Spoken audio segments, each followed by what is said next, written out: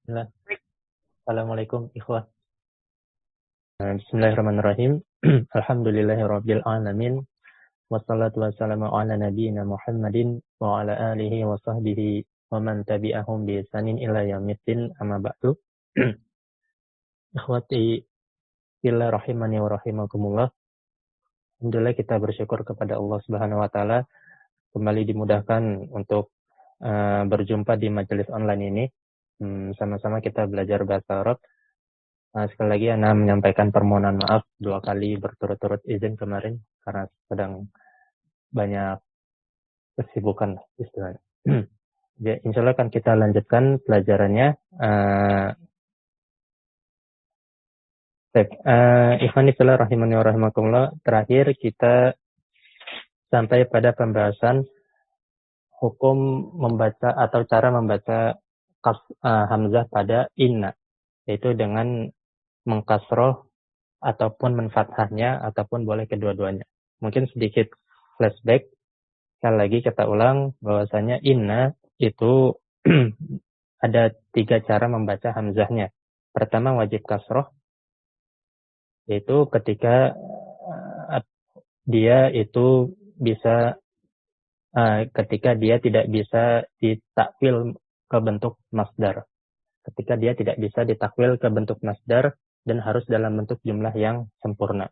Maka ini inna pada saat ini dia akan dihukumi wajib dibaca kasroh, inna. Nah, salah satunya adalah dengan salah satu kondisi di mana dia wajib dibaca kasroh itu ketika khobarnya dilekati oleh lam al-ibtida ataupun lam muzahlaqah ataupun lam muzahlaqah. Nah, berkaitan dengan lam ibtida atau lam muzahlaqah ini nanti setelah pembahasan setelah ini kita akan membahas lam inna yang kemasukan lam al-ibtida atau lam muzahlaqah. Kemudian hukum yang kedua adalah wajib dibaca fathah, yaitu dibaca anna. Nah, secara umum patokannya adalah dia wajib dibaca fathah ketika dia harus ditakwil ke dalam bentuk masdar. Artinya kan tadi anna itu kan masuk kepada jumlah ismiyah. Nah, ketika ditakwil ke dalam bentuk masdar, maka dia akan berubah menjadi mufrad, bukan jumlah lagi, ya kan? Yaitu masdar. Nah, nanti dia posisinya bisa sesuai kebutuhan, apakah sebagai fa'il, ataukah maf'ul bih, ataukah sebagai naibul fa'il. Nah, ketika dia dirubah ke dalam bentuk masdar, maka dia akan kita baca dengan fathah. Nah, itu hukum yang kedua. Kemudian, hukum yang ketiga adalah jaza al-amroni. Boleh dibaca fathah dan boleh dibaca kasroh. Boleh dibaca inna dan boleh dibaca anna. Nah, hal ini kapan? Yaitu ketika jika kita maknai dengan baik dengan fathah ataupun dengan kasroh itu dua-duanya benar. Kalau kita maknai dengan kasroh berarti sebagai jumlah yang sempurna, jumlah ismiyah yang sempurna. Maka ini maknanya akan benar. Dan kalau kita maknai dengan fathah atau kita takwil ke dalam bentuk masdar, maka itu maknanya juga bisa dibenarkan. Nah, jika kedua makna ini dibenarkan, maka kita boleh bebas mau baca fathah dengan anna ataupun dibaca kasroh dengan inna. Nah, sampai situ ya terakhir. Baik. Nah, sekarang kita akan masuk ke pembahasan jumlah inna jika dia kemasukan lam al-ibtida. Inna yang kemasukan lam al-ibtida. Baik. Kita lihat qala al-musannifu rahimahullahu ta'ala wa ja'ala al-jannata mathwahu wa iyana wa nata'ana bi umulihi fid daraini amin. Syurutu ma tashabuhu lamul ibtida. Syarat-syarat masuknya lam ibtida pada jumlah inna. Kita lihat qala al-musannif wa tadkhulu lamul ibtida'i ba'da innal maqsurati faqat. Perhatikan ini.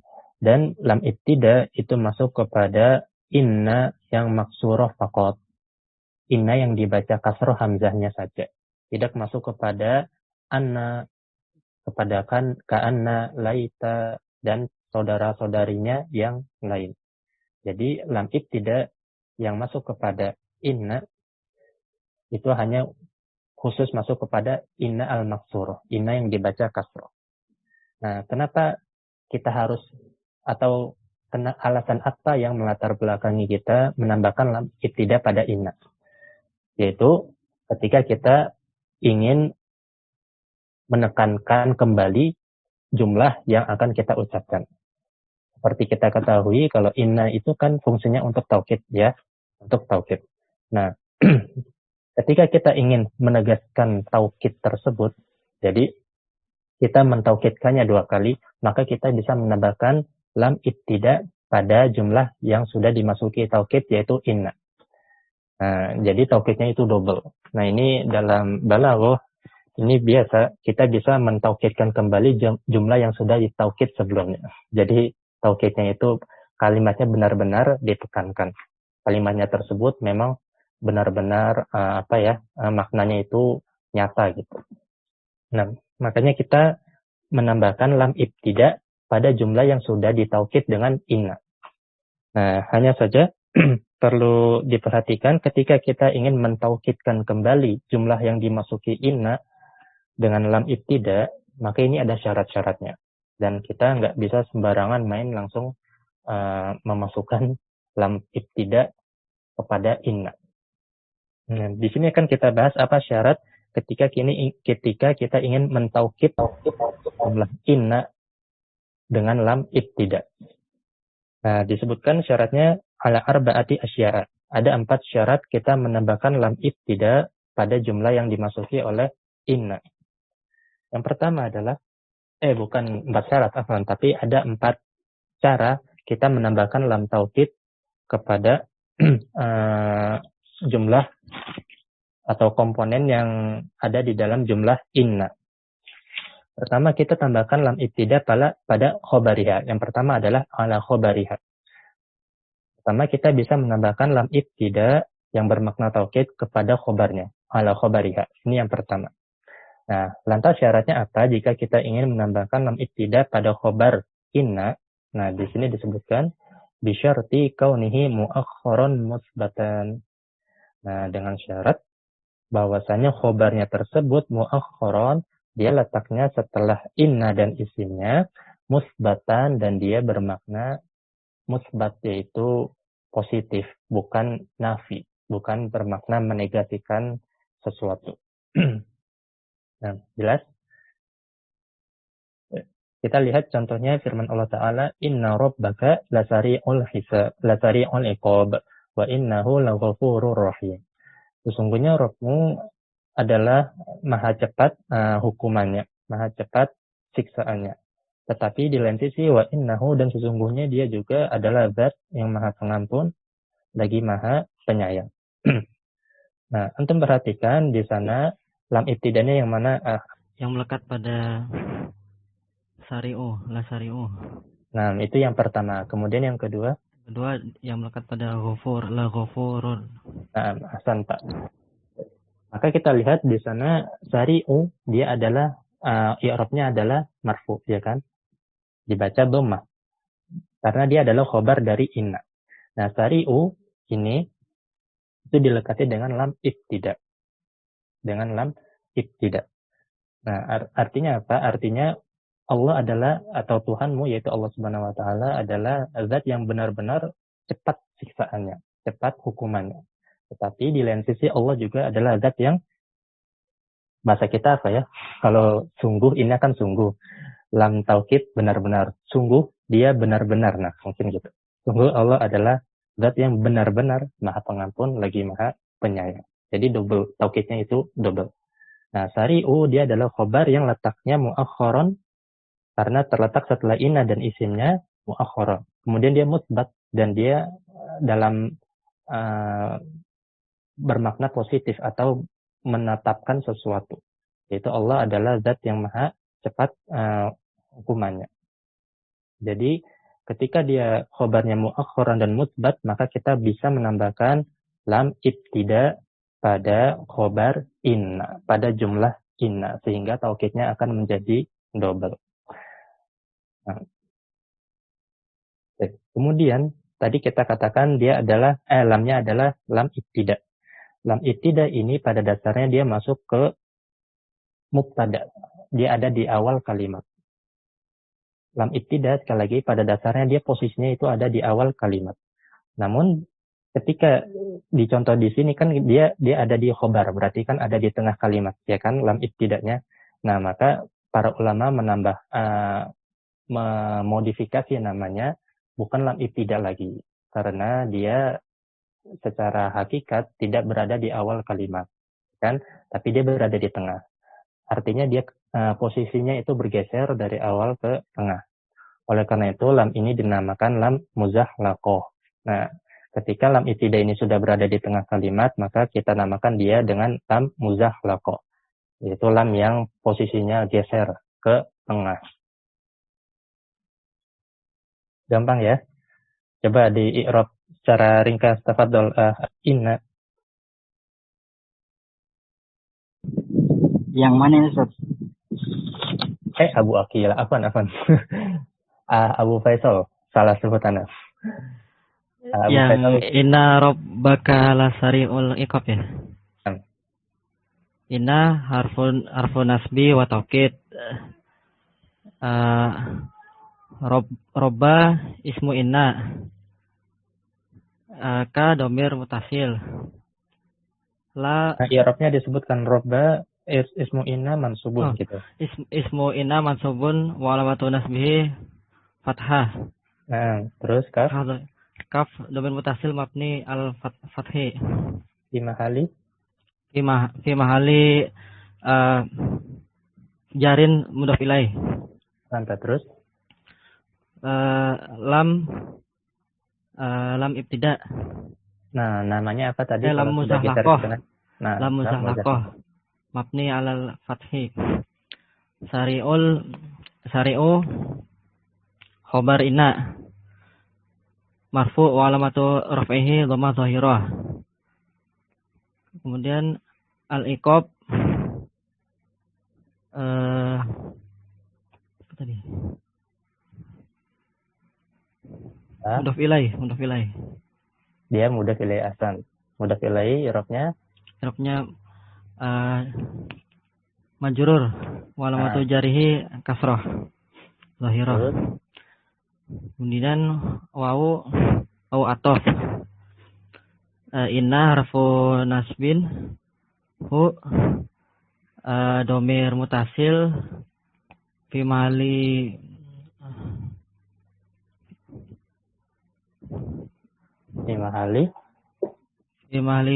nasbin isim inna.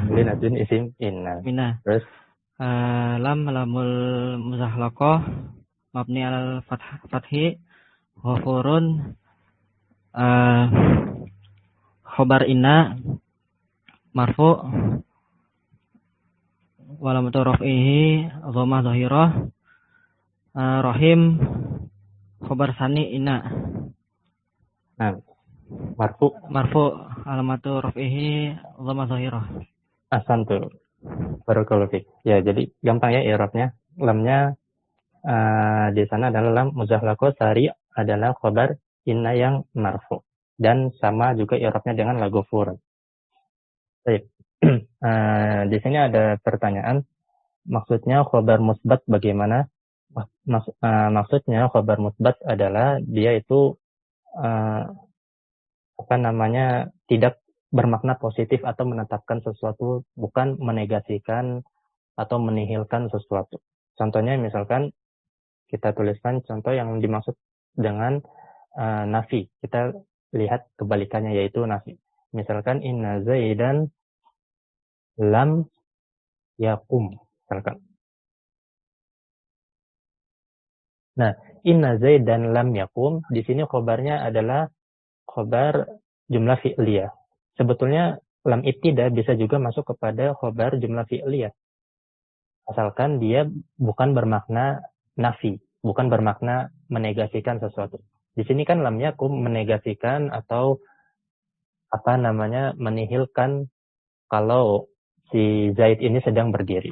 Kan maknanya sesungguhnya Zaid sedang tidak berdiri, ya kan? Nah, berarti makna kalimatnya itu negatif, itu menafikan sesuatu. Nah, oleh karena dia maknanya negatif atau menafikan sesuatu, di sini dalam kasus ini menafikan Zaid sedang berdiri, maka kita tidak bisa menambahkan lam ibtida pada kalimat tersebut, pada khobarnya. Nah, itu maksud dari kalimat atau khobar yang musbat. Sampai sini bisa dipahami untuk khobar yang musbat? Ya. Sekarang kita coba lihat contoh, misalkan khobar yang musbat berupa jumlah fi'liyah, kita masukkan lam ibtida. Misalkan inna zaidan. Nah, ini khobar yang musbat berupa jumlah fi'liyah, misalkan tambahkan ini lagi laqad qoma. Nah, itu perhatikan kalimat yang bawah, inna zaidan laqad qoma. Sesungguhnya Zaid itu sungguh benar-benar berdiri, telah berdiri. Nah, secara makna inna Zaidan laqad qoma, dia adalah jumlah yang musbat, menetapkan kalau Zaid itu telah berdiri, ya kan? Karena dia menetapkan sesuatu maka disebut dengan jumlah yang musbat atau khobar yang musbat. Nah, karena dia khobarnya musbat dan dia terletak muakhoron, terletak di akhir, maka kita bisa menambahkan lam taukid pada lam ibtida pada jumlah atau khobar dari inna tersebut. Maka kita katakan inna Zaidan, bisa misalkan tanpa kod deh biar nggak bingung. Inna Zaidan laqoma, misalkan seperti ini. Inna Zaidan laqoma. Nah, bisa dipahami ya, mudah-mudahan maksud dari khobar yang musbat. Nah, jazakumullah khairan. Ada lagi yang mau ditanyakan? Kalau nggak ada, kita lanjut ke yang kedua, di mana kita bisa menambahkan lam ibtida pada jumlah yang kemasukan inna. Yang kedua adalah penulis musonif, yaitu Al-Hattab rahimahullah ta'ala menyebutkan wa'ala ismiha. Wa'ala ismiha. Kita bisa menambahkan lam ibtida itu pada isim inna. Kita bisa menambahkan lam ibtida pada isim inna. Nah, syaratnya apa kalau kita ingin menambahkan lam ibtida pada isim inna? Yaitu bisyaratai an yata'akhkhara 'anil khabari. Syaratnya innanya ini isimnya ini harus terletak setelah khobar. Jadi inna terlebih dahulu, kemudian khobarnya, baru kemudian isimnya. Nah, ini adalah syarat jika kita ingin menambahkan lam ibtida pada isim inna. Contohnya bagaimana? Contohnya di dalam Al-Quran, inna fi dzalika la'ibrah. Inna fi dzalika la'ibrah. Ahlan wa sahlan Irsyad. Enggak apa-apa. Nah, inna fi dzalika la'ibrah. Sesungguhnya pada yang demikian itu terdapat pelajaran. Maka kita perhatikan di sana khobar innanya yang mana? Coba. Di sana khobar innanya yang mana? La'ibratan Ustaz. Khobar inna. Oh, fi zalika. Fi zalika berupa jar majrur, ya kan? Nah, kemudian isim innanya yang mana? La'ibratan. Atau ayat tersebut la'ibrah yang dia mana sebagai isim inna dengan i'rab mansub tandanya fathah itu terletak muakhoron, terletak di akhir setelah khobarnya. Nah, karena dia terletak di akhir setelah khobarnya, maka kita bisa menambahkan lam ibtida pada isim inna tersebut. Nah, mafhum untuk yang kedua? Bang ya? Baik. Mungkin Ana kasih pertanyaan. Kapan kita bisa mengakhirkan isim inna? Kita bisa mengakhirkan atau memajukan khobar inna, atau kita bisa mengakhirkan isim inna dan memajukan khobar inna apabila apa? Masih ingat nggak pelajaran seminggu yang lalu? Apabila khobarnya berupa jar majrur atau zorof mudhof ilaih. Nah, ataupun berupa isim nakiroh. Atau berupa isim nakiroh. Mungkin yang isim nakirohnya malah membuat kurang tepat jawabannya. Kalau jar majrur cukup sampai jar majrur sampai dzaraf saja. Itu sudah benar.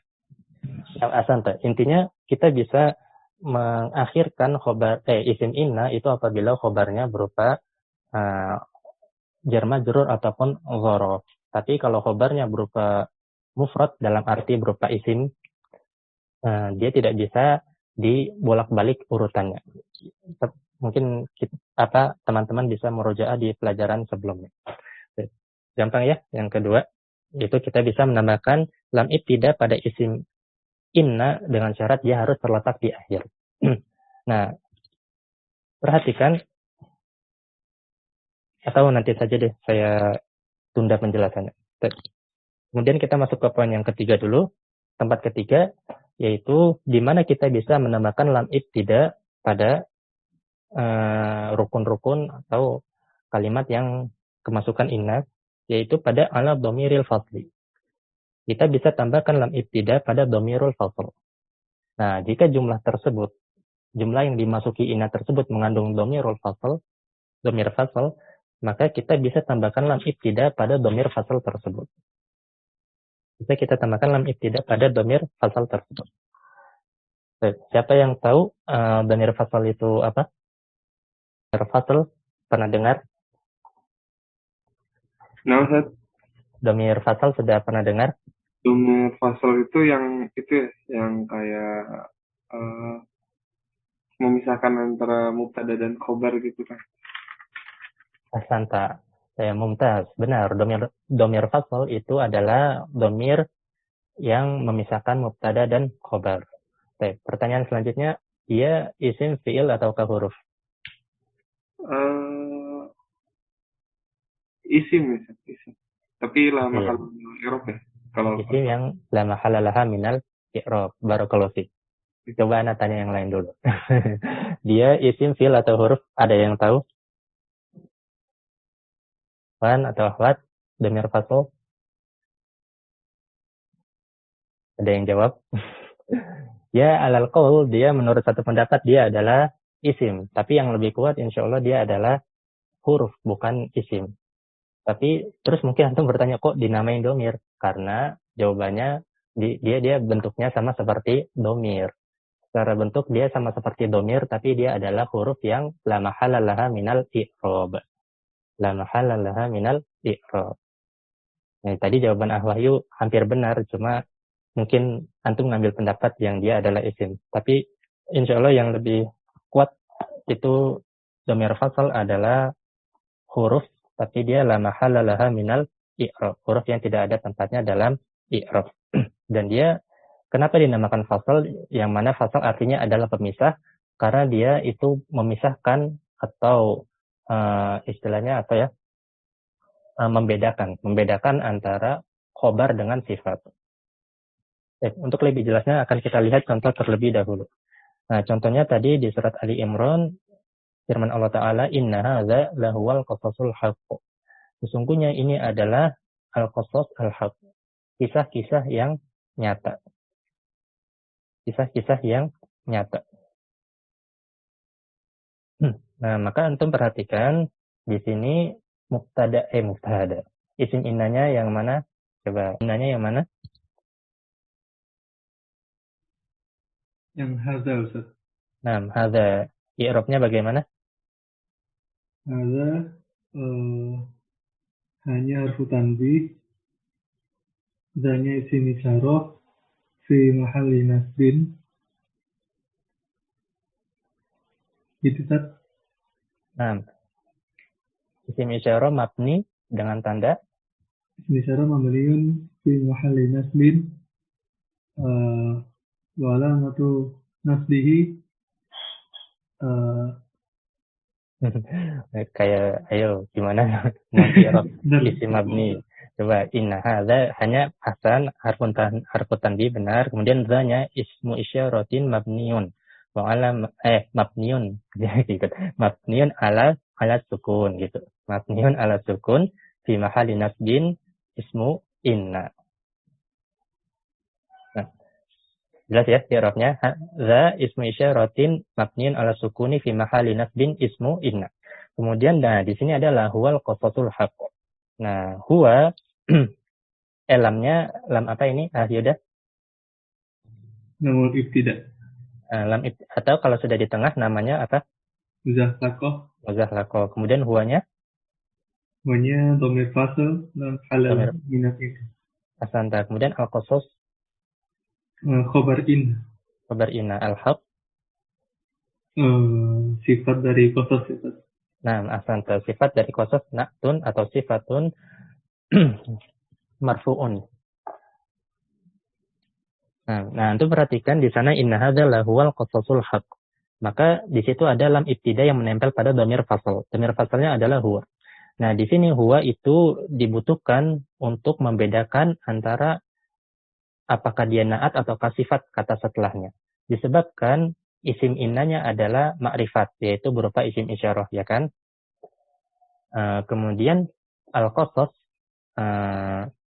dia adalah khobarnya dan juga ma'rifat. Nah, seperti yang antum ketahui, apabila isim isyarah bergandengan dengan isim ma'rifat, maka dia dimungkinkan isim ma'rifat setelah isim isyarah ini berupa badal, ya kan? Dia dimungkinkan isim isyarah setelah isim ma'rifat setelah isim isyarah tersebut adalah badal. Nah, untuk membedakan apakah dia badal ataukah dia khobar, maka kita letakkan dhamir fasal antara isim inna ataupun mubtada dengan khobar inna ataupun khobar. Sehingga hilanglah kerancuan apakah kata atau isim ma'rifat yang terletak setelah isim isyarah tersebut adalah khobar ataukah dia badal atau sifat. Nah, itu isim isyarah. Afwan, itu adalah dhamir fasl. Nah, sampai sini jelas, Ikhwan? Ada yang mau ditanyakan? Nah, di sini ada pertanyaan, apakah isim inna harus ma'rifat atau boleh nakirah? Jawabannya, siapa yang mau jawab? Siapa yang masih ingat? Jawabannya boleh ma'rifat, boleh nakirah. Kalau dia ma'rifat, maka dia diletakkan di depan. Dan kalau dia nakirah, maka dia kalau mau diletakkan di depan harus ada musawwihnya. Nah, ini kembali ke pembahasan musawwigot, al-musawwigot bin nakirah, yaitu hal-hal yang membolehkan mubtada dalam bentuk isim nakirah. Nah, apabila misalkan salah satu contohnya, apabila khobarnya berupa jar majrur dan dia letaknya ada di depan, maka kita boleh munculkan isim inna berupa isim nakirah. Isim innanya boleh dalam bentuk nakirah. Sekali lagi pembahasan jawabannya adalah boleh ma'rifat, boleh nakirah. Tapi ketika dia nakirah harus diperhatikan hal-hal yang membolehkan suatu mubtada itu dalam bentuk isim nakirah. Nah, itu kembali ke pembahasan musawwigotul mubtada bin nakirah. Hal-hal yang membolehkan mubtada dalam bentuk nakirah. Dan sudah kita bahas pada bab mubtada. Nah, Anda pernah dibaca di usul tafsirnya Syekh Ibnu Utsaimin, beliau menyebutkan, seingat Anda ada 3 fungsi dari dhamirul fasl. Tapi Ustaz. Bisa lagi buka Ustaz? Oh, Anda lagi buka. Iya. Ada di sana pembahasan dhamir fasl. Ada Ustaz di bagian coba yang satu lagi apa? Yuda. Yang pertama taukid, yang kedua hasar, yang ketiga ya pembatasan. Yang ketiga al-fasl. Nah, syukron wa barakallahu fik. Yuda. Wakilnya sudah dijawab. Jadi ada 3. Yang pertama adalah tadi disebutkan taukid dalam rangka menegaskan khobar dari jumlah tersebut. Yang kedua adalah al-hasar, yaitu membatasi makna dari khobar kalimat tersebut. Dan yang ketiga yaitu al-fasl, yaitu membedakan apakah khobarnya ini atau isim ma'rifat yang terletak setelah dhamir fasl ini dia adalah khobar ataukah badal ataupun sifat. Di sini ada juga pertanyaan, kenapa tadi disebut dhamir padahal termasuk huruf? Jawabannya karena dia ala suratid dhamir. Karena bentuknya itu seperti dhamir. Nah, makanya dinamakan dhamir padahal dia adalah huruf. Kita akan masuk yang keempat, yaitu di mana kita bisa menambahkan lam ibtida pada jumlah yang kemasukan inna. Musannif mengatakan wa ala ma'mulil khobari, yaitu pada ma'mul khobar atau objek i'rab dari khobar. Ma'mul sudah kita jelaskan, yaitu objek i'rab dari suatu kata. Bisyarti taqaddumihi alal khobari. Syaratnya apa kalau kita ingin menambahkan lam ibtida pada ma'mul khobar, yaitu dia harus mendahului khobarnya. Jadi ma'mulnya terlebih dahulu, baru khobarnya.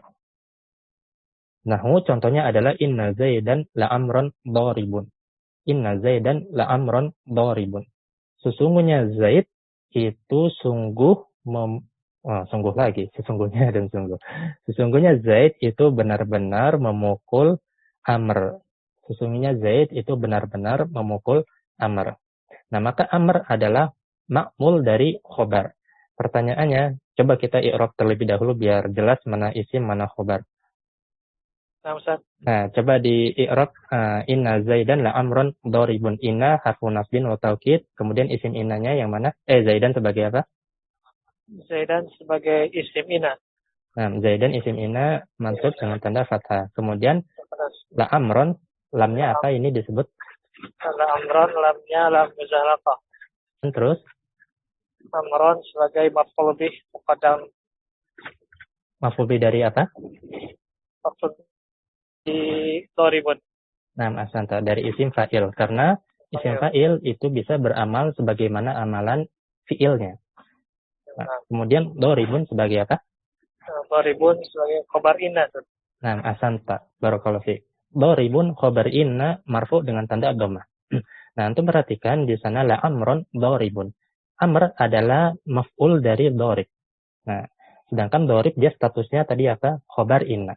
Maka makmul dari khobarnya ini terletak atau mendahului dari khobarnya itu sendiri. La amron dharibun. Oleh karena itu, kita bisa menambahkan lam taukid atau lam ibtida pada makmul khobarnya. Sehingga inna zaidan la amron dharibun. Ada dua taukid dalam kalimat tersebut. Nah, barakallahu fiik. Ana sampaikan aturan umumnya. Nah, aturan umumnya, kalau kita perhatikan, kalau tadi ada 4 yang bisa dimasuki lam ibtida pada jumlah yang kemasukan inna. Pertama, dia adalah khobar inna, dengan syarat dia harus diakhirkan. Diakhirkan dari isim inna. Kemudian yang kedua adalah pada isim inna. Kita bisa tambahkan lam ibtida pada isim inna. Kemudian yang ketiga pada dhamirul fasl. Dan yang keempat adalah pada ma'mul khobar. Nah, kalau antum perhatikan poin pertama dan kedua, kenapa khobar itu harus terletak di akhir, dan kenapa pada lam ibtida yang menempel pada isim inna itu harus isim innanya diakhirkan, karena itu para ulama itu atau orang Arab itu membenci taklilnya, disebutkan alasannya dikarenakan supaya kita tidak mendatangkan dua taukid sekaligus pada awal kalimat.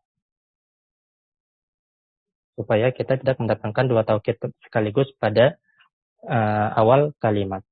Sehingga ketika kita ingin menambahkan lam ibtida pada khobar inna, maka khobarnya itu harus terletak di belakang, di paling ujung.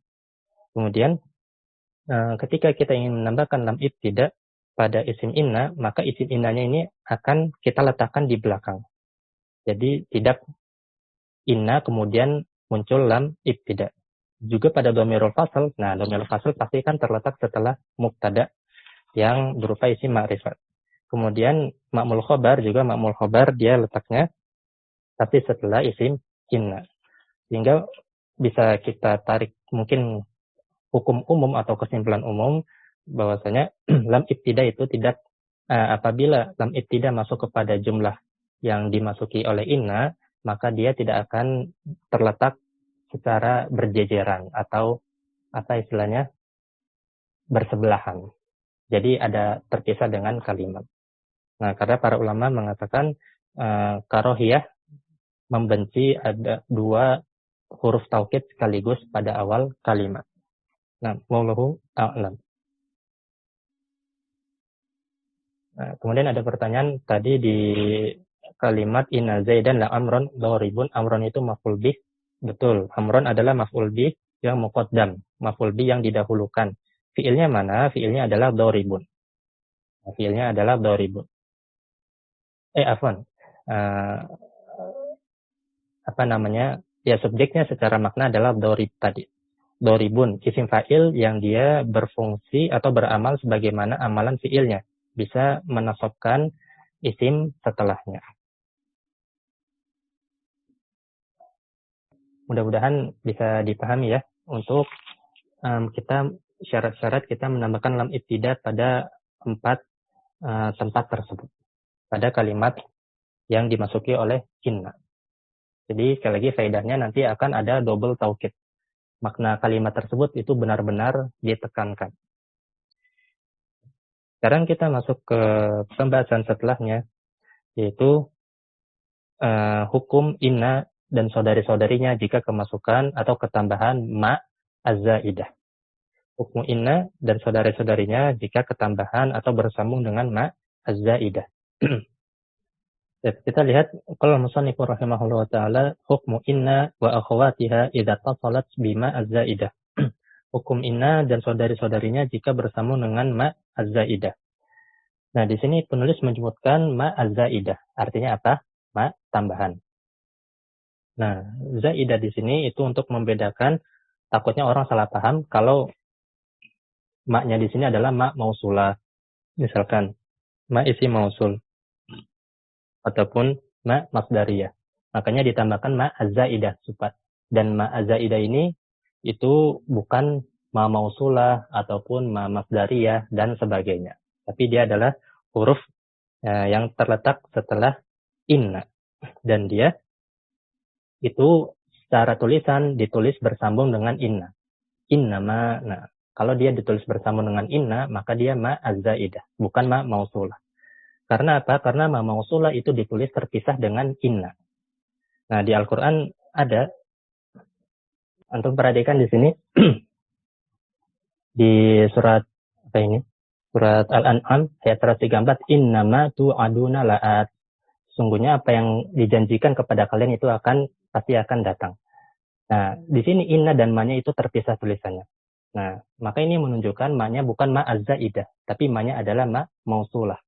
Ma yang berupa isim mausul. Karena ma az-zaidah itu tulisannya bersambung dengan inna.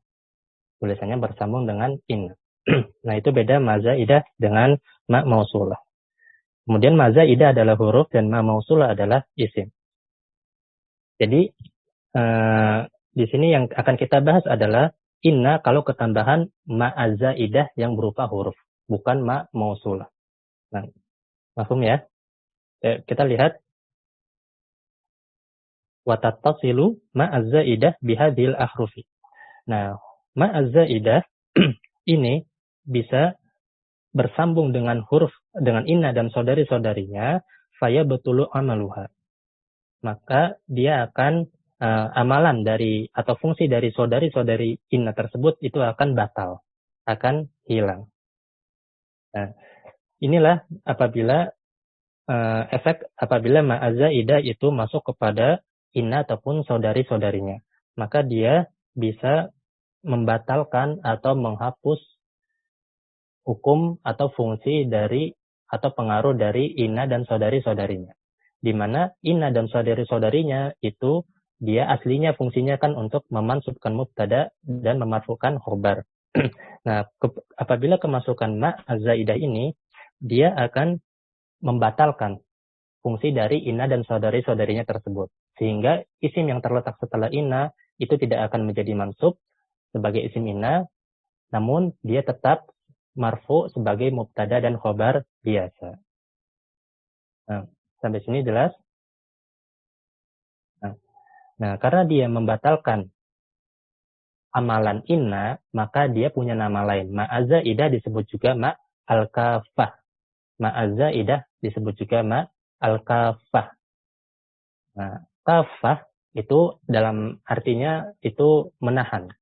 Nah, ma di sini menahan fungsi dari inna sehingga tidak memansubkan isim setelahnya. Nah, Itulah ma az-zaidah.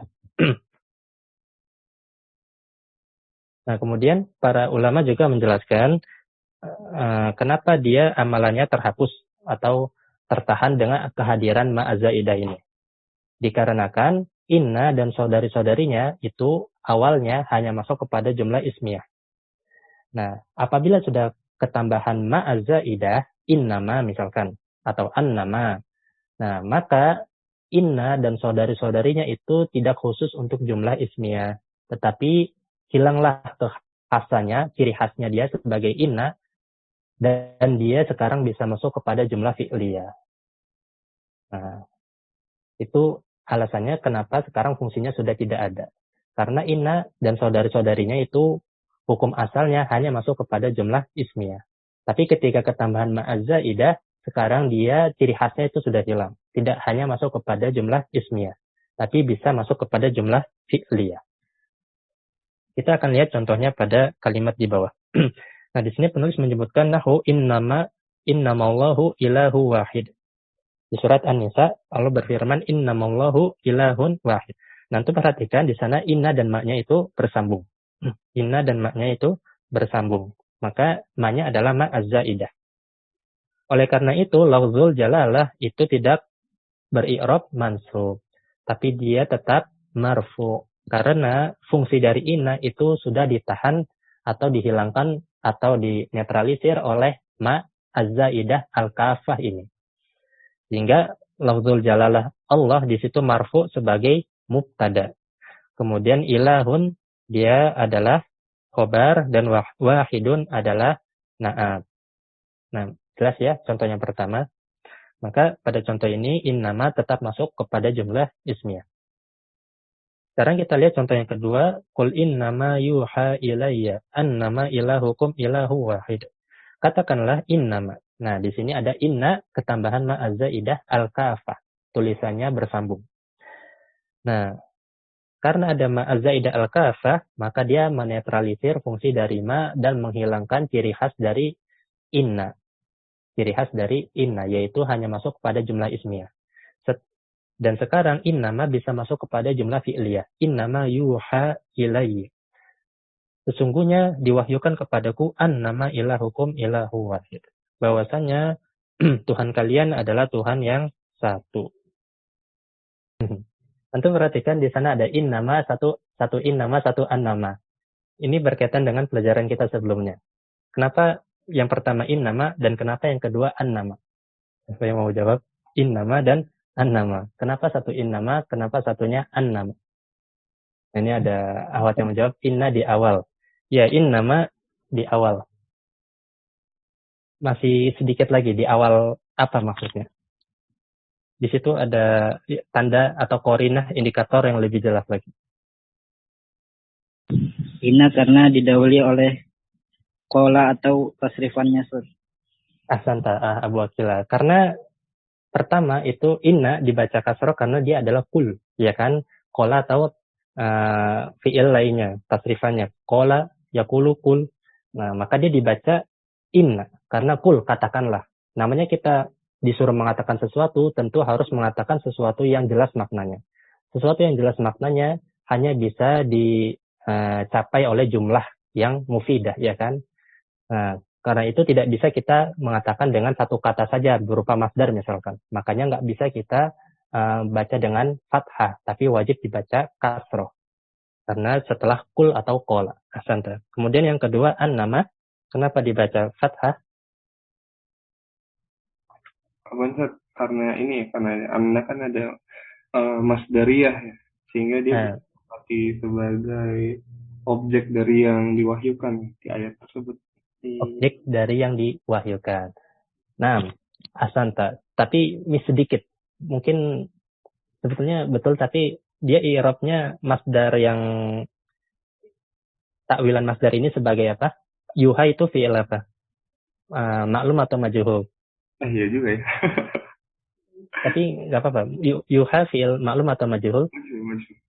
Majhul. Maka an-nama ilahukum masdar takwilan masdar ini kita takwil sebagai apa? Fi'il majhul membutuhkan naibul fa'il.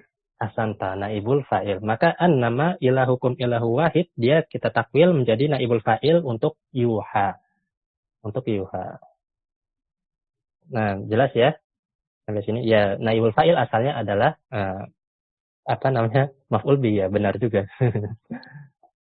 Tapi kalau secara tekstual untuk kita katakan dia naibul fa'il. Asanta barakallahu fikum.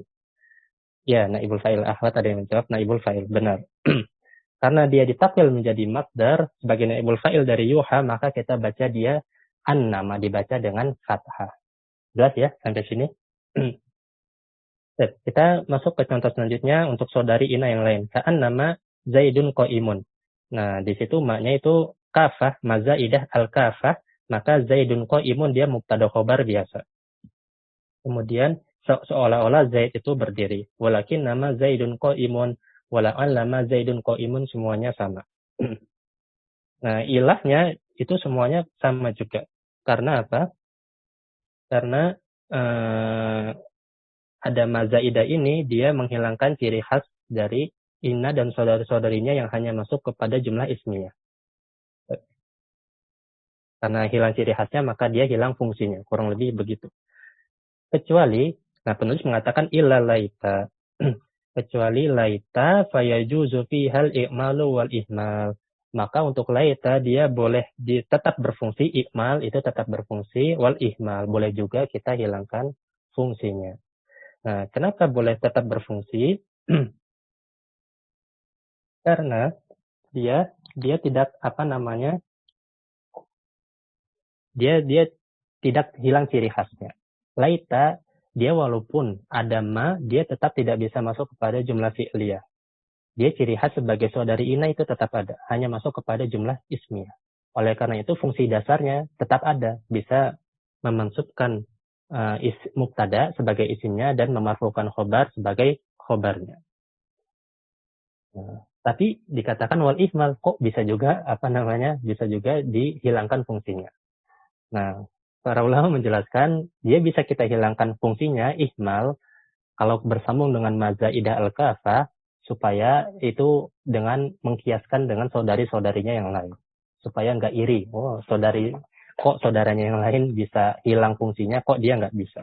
Nah, itu taklil atau alasan yang disebutkan oleh para ulama nahwu. Mengkiaskan dengan saudari-saudarinya yang lain, di mana ketika bersambung dengan ma'azaidah al-kafah, maka dia fungsinya menjadi hilang. Nah, contohnya adalah laita mazaidan qa'imun, dengan menasabkan zaid dan juga warof'ihi. Bisa juga kita baca rofa marfu laita mazaidun qa'imun. Sekarang kita masuk ke hukum takhfifu inna wa anna wa ka'anna wa lakinna. Takhfif yaitu meringankan, maksudnya adalah meringankan inna wa anna wa ka'anna sama lakinna.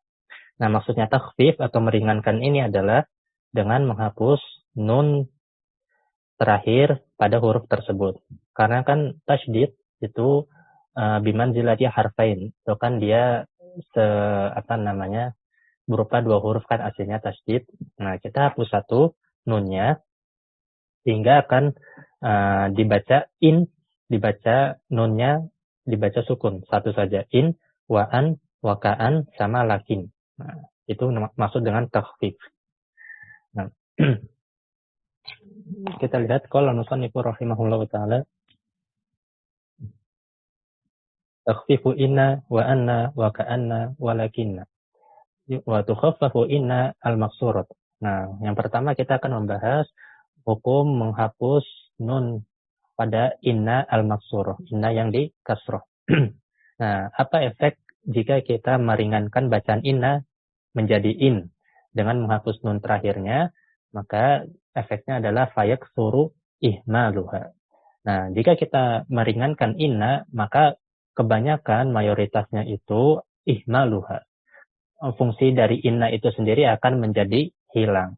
Fungsi dari inna itu sendiri akan menjadi hilang. Sehingga dia tidak bisa memansubkan mubtada dan merofakkan khobar. Nah, kenapa? Nah, ini ilahnya atau alasannya itu sama seperti sebelumnya yang sudah kita sebutkan. Dikarenakan lizawali ikhtisasiha bil jumlah al-ismiyah.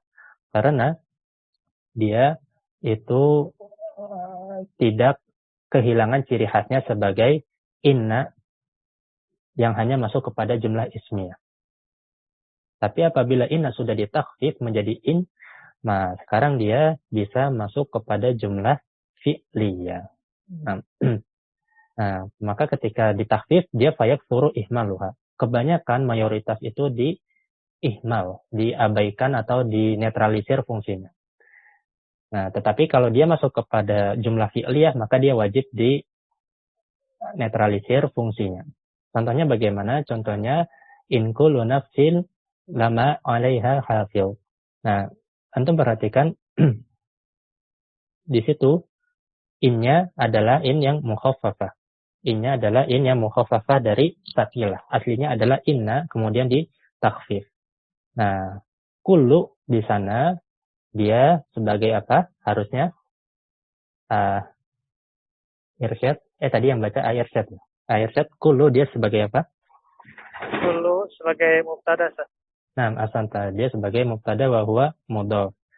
Nah, kullu nafsin, nah lama di situ kan tidak ditasydid. Perhatikan di kitab antum. Itu bukan salah cetak, tapi itu qiraah yang tidak ditasydid.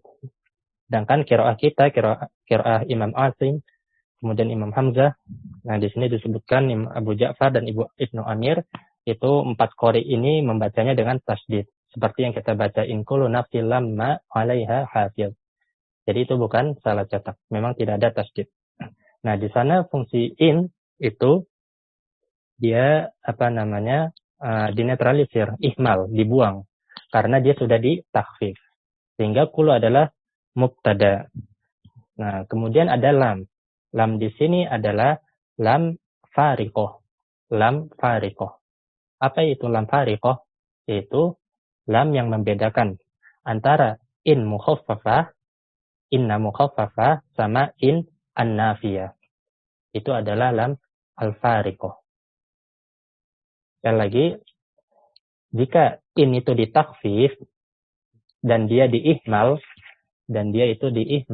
maksudnya fungsinya dihilangkan, maka kita wajib menambahkan lam fariqah. Wajib menambahkan lam fariqah. Untuk membedakan apakah innya ini adalah in hasil dari takhfif inna, ataukah in yang berupa in an-nafiyah. Laisa itu. Ya, al-huruf al-musyabbahah bi laisa, asantu. Ingat, in-nafiyah yaitu salah satu huruf yang diserupakan dengan laisa. Nah, barakallahu fiik. Nah, untuk membedakan in-nafiyah dengan in al-mukhaffafah dari inna, maka kita menghadirkan yang disebut lam fariqah, yaitu lam pada lama. Nah, jadi pada ayat ini, di sana innya itu ditakhfif dan dihilangkan fungsinya, sehingga kullu tetap dibaca marfu sebagai mubtada. Nah, sedangkan khobarnya mana? Khobarnya adalah itu jumlah silah mausul. Isim mausul beserta silahnya. Ma di sana adalah ma mausulah, ma isim mausul. Kemudian alaiha hafiz, dia adalah silatul mausul. Nah, jumlah isim mausul ini beserta silahnya dia adalah khobar dari kullu. Khobar dari kullu.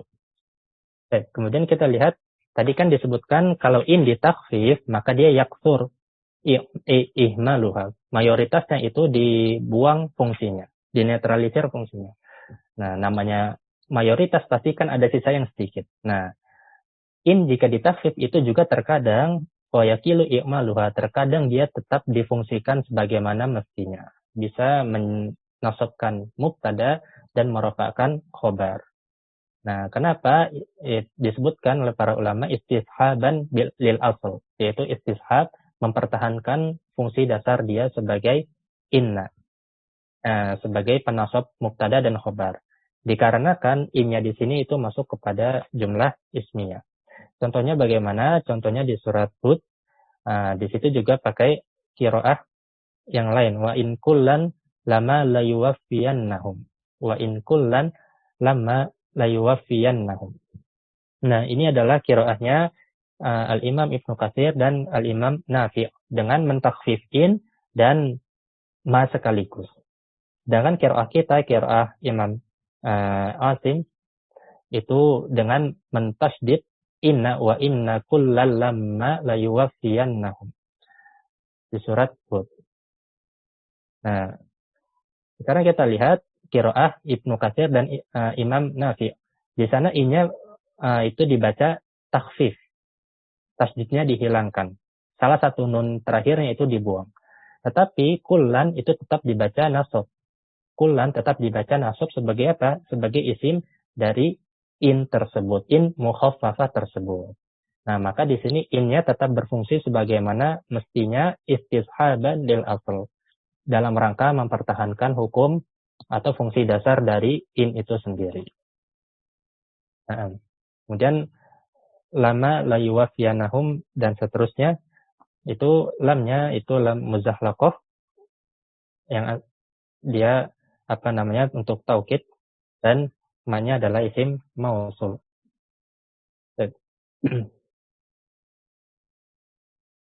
Sampai sini ada yang mau ditanyakan?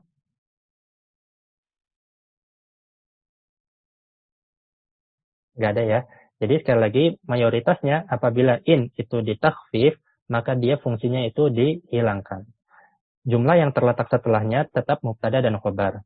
Tetapi terkadang itu dia tetap difungsikan sebagaimana mestinya, sehingga jumlah yang terletak setelahnya itu adalah isim inna dan khobar inna. Atau isim in mukhaffafah dan khobar in al-mukhaffafah. Nah, kemudian penulis menyebutkan watal zamul lamu fi khobariha idza uhmilat. Nah, wajib ada lam pada khobar in al-mukhaffafah idza uhmilat jika fungsinya itu dihilangkan.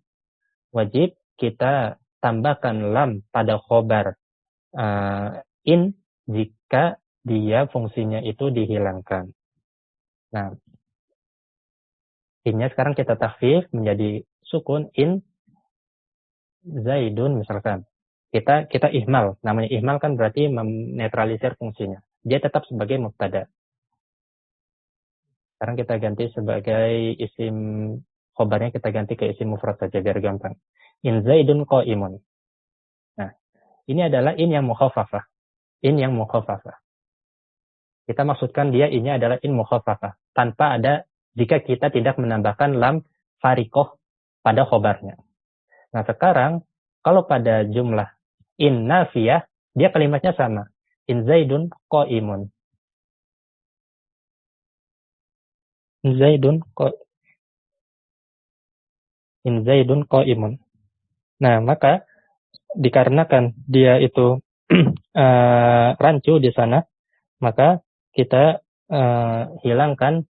kita tambahkan secara bentuk itu sama, maka kita tambahkan lam pada lam fariqoh pada khobar dari in yang mukhaffafah, sehingga bisa dibedakanlah mana antara in nafiyah dan in mukhaffafah dari anna.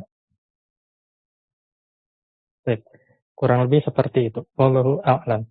Sekarang kita masuk ke hukum yang selanjutnya. Jika sekarang anna yang ditakhfif. Dhamir sya'ni adalah dhamir yang bentuknya selalu mufrad dan ghaib atau hu. Mufrad dan ghaib atau hu. Nah, itu dhamir sya'ni. Dan dia itu kalau dhamir kan kembali ke belakang biasanya kan, atau ke depan. Kembali ke kata sebelumnya, iya kan kalau dhamir. Tapi kalau dhamir sya'an, dia tidak kembali ke kata sebelumnya. Dia tidak punya tempat kembali. Tetapi dia membutuhkan kalimat setelahnya untuk menjelaskan apa maksudnya. Asya'an itu sendiri artinya adalah bahasa kita al-amru, suatu informasi, suatu peristiwa ataupun suatu hal gitu, sesuatu hal. Nah, maka kata yang terletak setelahnya itu menjelaskan tentang suatu hal atau suatu peristiwa ataupun suatu kejadian. Kurang lebih seperti itu. Nah, itu adalah dhamiru sya'ni. Dia selalu dalam bentuk mufrad ghaib, yaitu hu. Nah, ini adalah syarat pertama jika anna itu ditakhfif. Dia isimnya berupa dhamir asya'ni. Domir yang tidak punya tempat kembali. Kemudian yang kedua wa an yakuna mahdzufan. Tapi isimnya tersebut yaitu domiru sya'ni tersebut itu harus dalam posisi mahdzuf atau dihapus. Jadi tidak terlihat dalam teks atau kalimatnya. Kemudian syarat yang ketiga wa yajibu an yakuna khabaruha jumlatan. Dan wajib khabarnya berupa jumlah baik itu ismiyah ataupun fi'liyah. Nah, sekarang kita lihat contohnya alimaan sayakunu firman Allah Ta'ala di surat Muzammil alimaan sayakunu minkum maradha. Nah, itu perhatikan di sana ada alima kemudian an. Nah, di situ an-nya adalah an yang mukhaffafah ditakhfif. Harusnya kan dibaca anna, tapi dibaca an ditakhfif. Nah, karena dia ditakhfif itu sebetulnya ada isimnya. Isimnya yaitu hu, dhamiru sya'ni. Alima annahu sayakunu. Alima annahu sayakunu. Itu takdirnya. Oleh karena itu, yakunu, dia fi'il mudhari, ya kan? Tidak kita, tidak kita nasabkan. Karena bukan an sebagai alat penasab. Tapi di sini an-nya adalah an mukhaffafah dari anna. Makanya kita baca dia tetap marfu.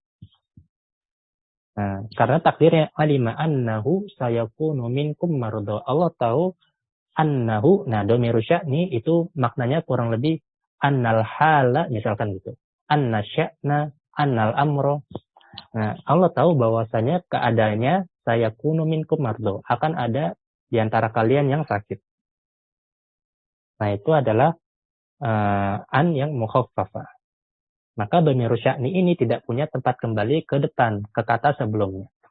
Tetapi dia dijelaskan ada hal apa, ada peristiwa apa, atau ada sesuatu apa dengan jumlah setelahnya. Yaitu Allah tahu bahwasanya ada di antara kalian yang akan sakit. Nah, sampai sini ada pertanyaan? Cara membedakannya Dengan? an penasab. Di antara perbedaannya, dia setelah an itu fi'ilnya maka dia tetap marfu. Sedangkan an penasab dia tetap dia menjadi fi'ilnya menjadi mansub. Di antara perbedaannya seperti itu. Kemudian apa lagi ya? Ya, Anda taunya itu aja. Alimaan sayakunu, maka di sini kita bisa perhatikan an sayakunu seharusnya dibaca alimaan sayakuna, tapi tetap dibaca marfu. Maka ini menunjukkan an-nya adalah mukhaffafah dari anna, bukan an yang penasab. Nah, wallahu a'lam. Berarti sayakunu ini posisinya dia sebagai khobar anna ya sudah. Jumlah fi'linya fi mahali raf'in khobar anna. Nah, santa. Betul, mumtaz. Sayakunu jumlatun wal jumlah minal fi'li wal fa'ili fi mahali raf'in khabaru an al-mukhaffafa. Khabaru an al-mukhaffafa. Asanta. Barakallahu fiik. Ada lagi? Kalau i'rab dhamir sa'annya gimana Ustaz? Yang isim annanya ini Ustaz.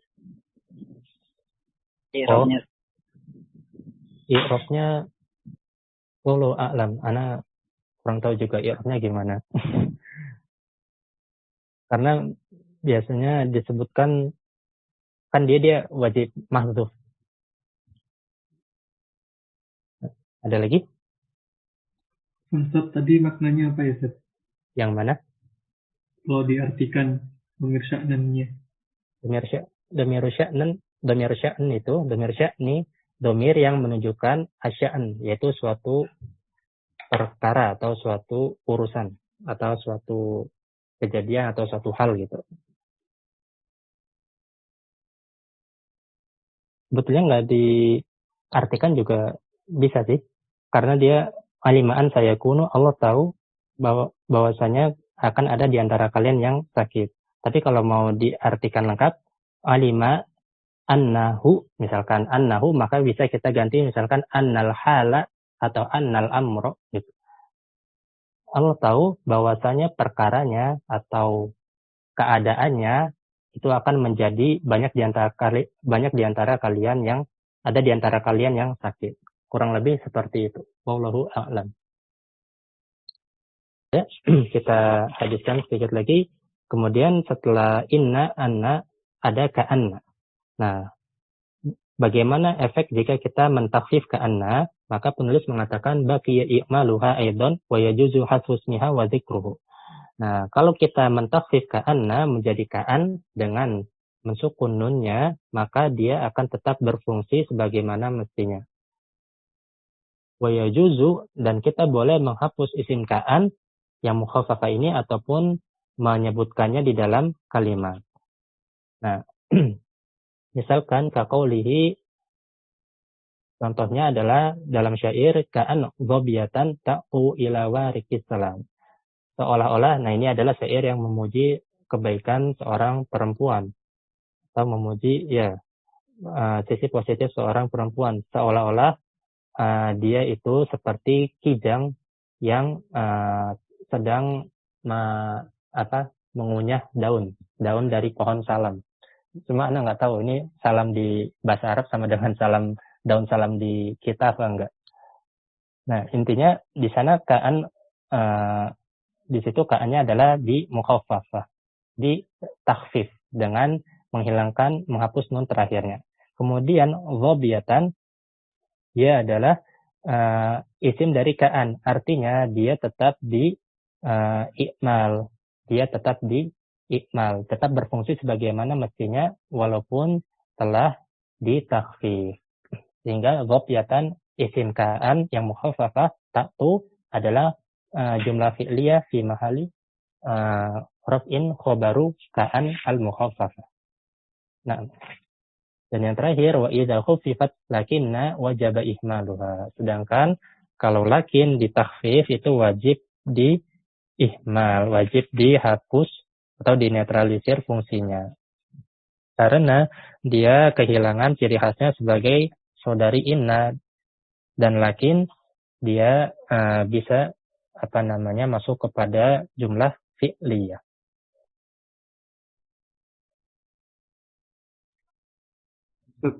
Berarti yang emang yang ihmal itu rata-rata karena bisa masuk ke jumlah fi'liyah gitu, Ustaz? Ya, betul. Bagaimana ilah yang disebutkan ulama. Karena dia bisa masuk ke jumlah fi'liyah, kan tidak mungkin kita menasabkan fi'il gara-gara saudari-saudari ina kan. Makanya dia hilang fungsinya gitu. Ya, alhamdulillah kita telah selesaikan pembahasan inna dan saudari-saudarinya, cukup panjang. Insya Allah kan kita lanjutkan ke pembahasan selanjutnya tentang la linafil jinsi, tentang la linafil jinsi di dalam insyaallahu ta'ala. Baik ikhwan dan akhwat semuanya, pertemuan hari ini kita cukupkan sampai sini. Mudah-mudahan bermanfaat. Jika ada kesalahan dalam penyampaian, Anda mohon maaf. Wallahu ta'ala alam. Subhanakallahumma bihamdika asyhadu an la ilaha illa anta astaghfiruka wa atubu ilaik. Assalamualaikum warahmatullahi wabarakatuh.